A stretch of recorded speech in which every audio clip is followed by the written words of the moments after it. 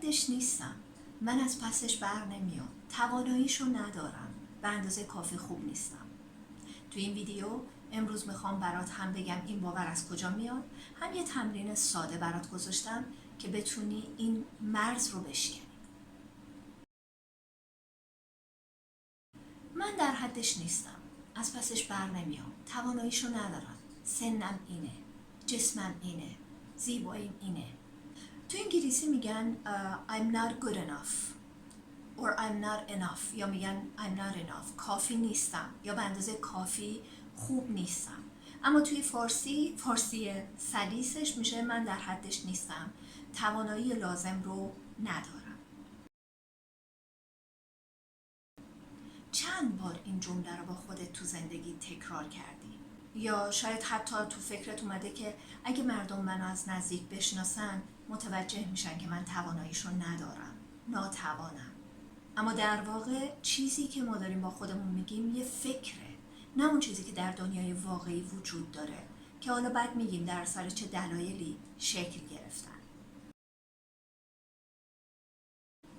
فقط اینو بدونید که این الگوی ذهنی برای محافظت از ماست. در واقع ما این کارو میکنیم، همون چیزی که توی برنامه اعتماد به نفس هم خدمتتون گفتم، یه الگوی محافظتی، یک الگوی ذهنی که از ما میخواد محافظت بکنه.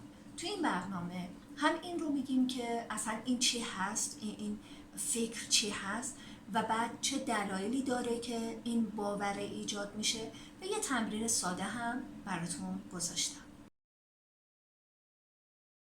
یه تمرینی که توش با انگیزه دادنهای الکی لازم نیست شما پیش برید، دقیقاً بررسی میکنیدش و این فکر رو شفاف میبینید و بعد خودتون براش راهکار پیدا میکنید، میبینید چجوری این مسیر رو طی میکنید. خب بریم ببینیم این فکر که من لایقش نیستم، تواناییشو ندارم، اصلا یعنی چی؟ چون اینجور موقع وقتی این جمله میاد به ذهن آدم ها فکر میکنن که هویت و ارزش وجودیشونه که داره زیر سوال میره و قضاوت میشه، در حالی که این فقط یک فکره که از دل یک ترس میاد بیرون، پشتش یک ترس خوابیده. ترس از طرد شدن، ترس از قضاوت شدن، ترس از شکست خوردن و خیلی ترسای دیگه.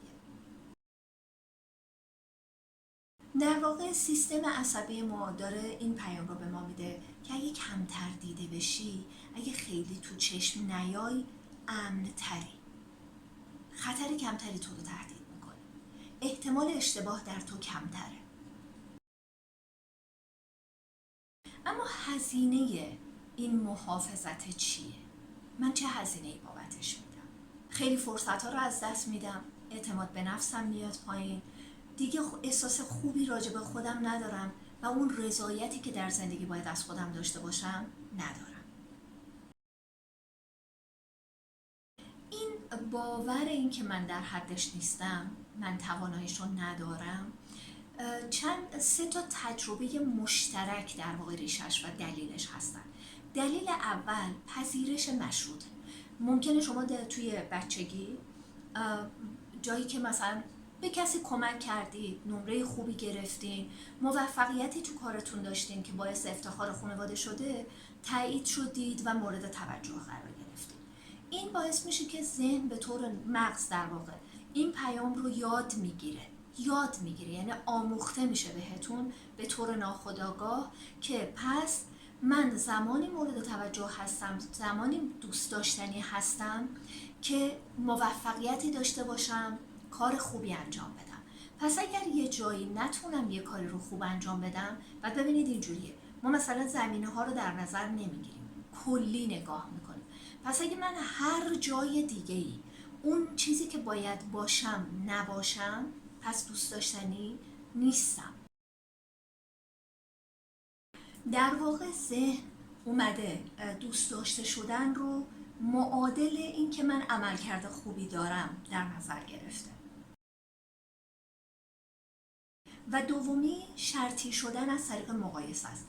دیگه اینو خیلی هممون باهاش آشنا هستیم. وقتی مقایسه میشیم با خواهر، برادر، بچهای فک و فامیل و این روزا حالا دوست و آشنا و اینا که همکلاسی اینا بمانن، این روزا دیگه فضای مجازی هم اومده، تلویزیون، تبلیغات، و وقتی ما مقایسه میشیم تا یه سنی و از یه سنی به بعد خودمون دیگه خودکار خودمون رو مقایسه میکنیم، این مقایسه کردنه خود به خود این پیام رو به ذهن ما میده که معیار ارزش گذاری ما درون ما وجود نداره. اصطلاحی که من براش به کار میبرم برای مراجعین میگم مترت خودت نیستی، مترت دنیای بیرون توه، تو ذهن خودت نیست، خودت نیست، تو مترتو بردی بیرون.